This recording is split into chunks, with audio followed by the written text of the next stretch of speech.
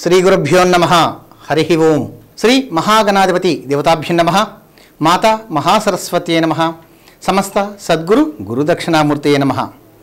Doctor Jandhyala Shastri YouTube channel వీక్షిస్తున్న భక్తులందరికీ కూడా జగన్మాత శ్రీచక్రస్వరూపిణి పార్వతీమాత ఆశీస్సులు తెలియజేస్తూ శ్రీ శోభకృతనామ సంవత్సరం మనం 2023 సంవత్సరం అంటే పంచాంగం ప్రకారం గమనించినట్లయితే శోభకృతనామ సంవత్సరంలో ఉన్నాం.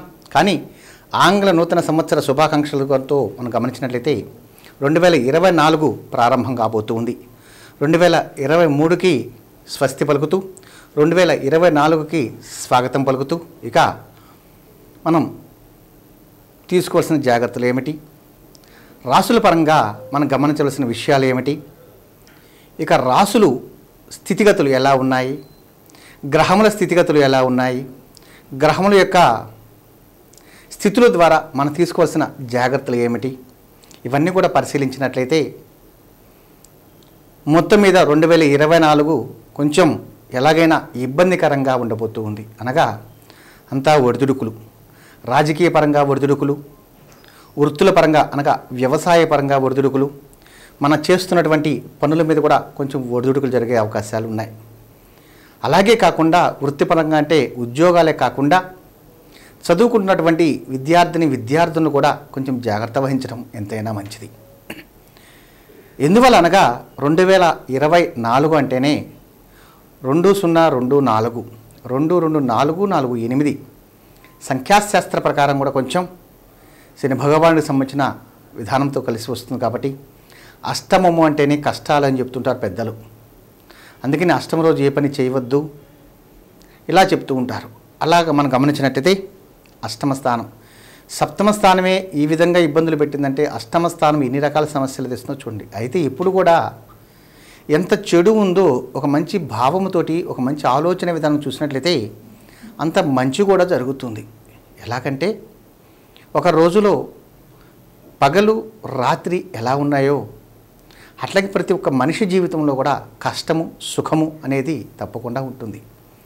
కష్టం వచ్చినప్పుడు కుంగిపోవటం కాకుండా సరైన నిర్ణయం తీసుకొని సరైన మార్గాన్ని ఎంచుకొని సరైన స్థితిలో కానీ మనం సరైన ఆలోచన విధానం కానీ పరిగణించుకున్నట్లయితే సంపూర్ణమైన శుభ ఫలితాలు పొందే గొప్ప అవకాశం కూడా ప్రతి ఒక్కరికి కూడా లభిస్తుందని, అటువంటి ఆలోచన విధానాన్ని ప్రతి ఒక్కరు కూడా తీసుకొని సరైన స్థితిలో సరైన నిర్ణయం ద్వారా జీవితానికి సంబంధించిన ఒక మంచి ఆలోచన విధానంతో ఉన్నత శిఖరాలు అధిరోహించాలని ప్రతి ఒక్కరికి కూడా తెలియచేస్తూ, ఎందుకంటే కరోనా వచ్చినప్పుడు చాలామంది భయపడటం జరిగింది. అసలు ఒకరికొకరు తాగితే ఏమవుతుందని శానిటైజ్ చేసుకోవడం. ఈరోజు మనం గమనించినట్లయితే ఏది వచ్చినా కూడా మనం సరిదిద్దుకునే శక్తి మనలో ఉంది అని ఒక భావం ఏర్పడింది. అట్లాగే ప్రతి ఒక్క మనిషికి కూడా మన మీద మనకు నమ్మకము విశ్వాసము తప్పకుండా కావాలని ఎప్పుడు కూడా మనం గమనించినట్లయితే నమ్మకం ఉండాలి, మూఢనమ్మకం పనికిరాదు. విశ్వాసం ఉండాలి, అతి విశ్వాసం పనికిరాదు. ఆశ ఉండాలి, దురాశ పనికిరాదు. పెద్దలు చెప్పేది దురాశ దుఃఖమునకు చేటు అని చెప్తుంటారు. అట్లాగే ఈ 2024 కూడా మనం స్వాగతం పలుకుతున్నప్పుడు ప్రతి ఒక్కరు కూడా ఒక ధైర్యంతో ఒక ఆలోచన విధానంతో ఒక భగవంతుని మీద నమ్మకంతోటి గ్రహముల మీద విశ్వాసంతో మనం కానీ సాగించినట్లయితే ప్రయాణం తప్పకుండా సంపూర్ణమైన శుభ ఫలితాలు పొందాలని 50 మందికి కూడా తెలియజేస్తూ, ఎటు చూసినా ఇటు విద్యార్థులు కావచ్చు, వ్యాపారస్తులు కావచ్చు, వ్యవసాయం చేస్తున్నటువంటి రైతన్నలు కావచ్చు, వివాహం కాని వారు కావచ్చు, వివాహం అయిన వారు కావచ్చు, రాజకీయ పరంగా నిర్ణయాలు తీసుకున్నటువంటి వారు కావచ్చు, అన్నిటికన్నా కూడా ముఖ్యంగా మీడియా మిత్రులు కావచ్చు.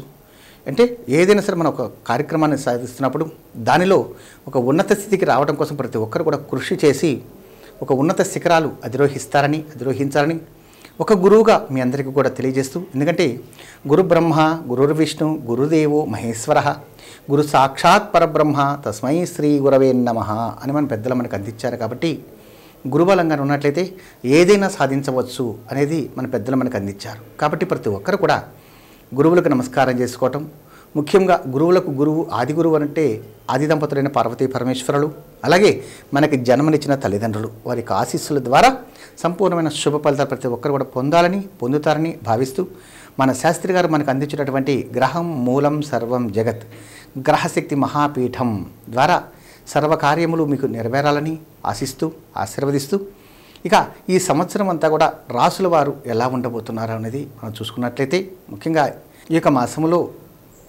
ఈ యొక్క రాశి వారు ఎలా ఉండబోతున్నారు? మేషరాశి.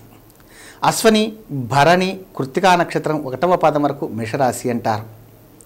అశ్వని, భరణి, కృత్తికా నక్షత్రం 1వ పాదం వరకు మేషరాశి. రాశిపరంగా మనం గమనించినట్లయితే మేషరాశి వారికి రాశి స్థానంలో గురువు యోగకారకుడై ఉన్నందువల్ల వీరు చేసే ఆలోచన విధానం ద్వారా ఒక నూతన కార్యక్రమానికి శ్రీకారం చుట్టే అవకాశం, ఒక గృహమును అనగా ఒక నూతన గృహం, ఒక మంచి గృహం పొందే గొప్ప అవకాశం తప్పకుండా వీరికి సిద్ధిస్తుందని, వీరికి ఆలోచన విధానం తప్పకుండా ఫలిస్తుందని. ఎందుకంటే చాలామందికి మనసులో బలమైన కోరిక ఉంటుంది, ఒక ఇల్లు కట్టుకుంటే బాగుండదు. అటువంటి కోరిక ఈ సంవత్సరం వీరికి తప్పకుండా నెరవేరుతుందని, ఈ మాసంలో నెరవేరే ఆలోచన విధానం వీరికి బీజం పడుతుందని చెప్పి తెలియజేస్తూ, అయితే ముఖ్యంగా వీరు ఈ మాసంలో ఏదైనా ఒక దివ్యక్షేత్రంలో దక్షిణముఖంగా వెలిసినటువంటి అమ్మవారికి కుంకుమార్చన కార్యక్రమాలు ప్రతి శుక్రవారం కూడా చేయటం ద్వారా సంపూర్ణమైన శుభ ఫలితాలు పొందే గొప్ప అవకాశం తప్పకుండా లభిస్తుందని, అయితే విద్యార్థులు మాత్రం తప్పకుండా జాగ్రత్త వహించడం ఎంతైనా మంచిదని, ముఖ్యంగా నూతన కార్యక్రమాలకి శ్రీకారం చుడుతున్నటువంటి వారు అనగా ఒక రాజకీయ భవిష్యత్తు కోసం వెళ్తున్నటువంటి వారు కానీ, ఒక వ్యాపారం గురించి ఆలోచన చేస్తున్నటువంటి వారు కానీ తగిన జాగ్రత్తలు తీసుకోవటం.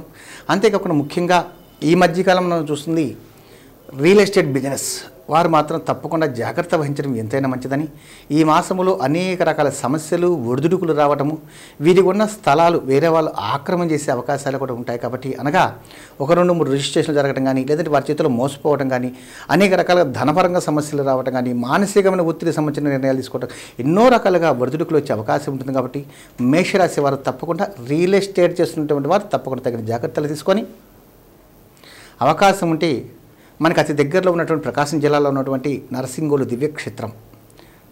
దివ్యక్షేత్రంలో అశ్వత్థ వృక్ష సమీపంలో వెలిసినటువంటి అంగారక సుబ్రహ్మణ్యేశ్వర స్వామి వారికి అభిషేక కార్యక్రమం నిర్వహించుకోవడం ద్వారా కొంతలో కొంత ఉపశమనం పొందే గొప్ప అవకాశం ఈ యొక్క రియల్ ఎస్టేట్ బిజినెస్ వారికి సంపూర్ణంగా లభిస్తుందని, భూ వ్యాపారంలో చేసేవారికి సంపూర్ణంగా విజయప్రాప్తి పొందాలని ఆశిస్తూ, వీరు మంత్రపూర్వకంగా కూడా గమనించినట్లయితే ఓం సాం శరవణ భవాయ శివ సుబ్రహ్మణ్యాయ నమః ఈ మంత్రమును పఠించడము, అట్లాగే అదృష్ట సంఖ్యగా 3 కలిసి వచ్చే విధంగా తీసుకున్నట్లయితే కొంతలో కొంత మంచి జరిగే అవకాశం తప్పకుండా మేషరాశి వారికి లభించాలని కోరుకుంటూ, వీరు ఏదైనా దివ్యక్షేత్రంకి వెళ్తున్నప్పుడు కొంచెం కుంకుమ తీసుకువెళ్ళి భగవంతుని సమర్పించడం కూడా ఉత్తమమైన మార్గం అని ఒక గురువుగా తెలియజేస్తూ, తప్పకుండా ఈ రాశి వారు వీలైనంత వరకు జాగ్రత్త వహిస్తారని కోరుకుంటూ, మేషరాశి వారు మంత్రంను పఠించడమే కాకుండా భగవంతుని దర్శనం ద్వారా శుభ ఫలితాలు పొందుతారని తెలియజేస్తూ, అదృష్ట సంఖ్యగా 3 తెలియజేస్తున్నాను కాబట్టి తప్పకుండా తెలుసుకుంటారని భావిస్తూ,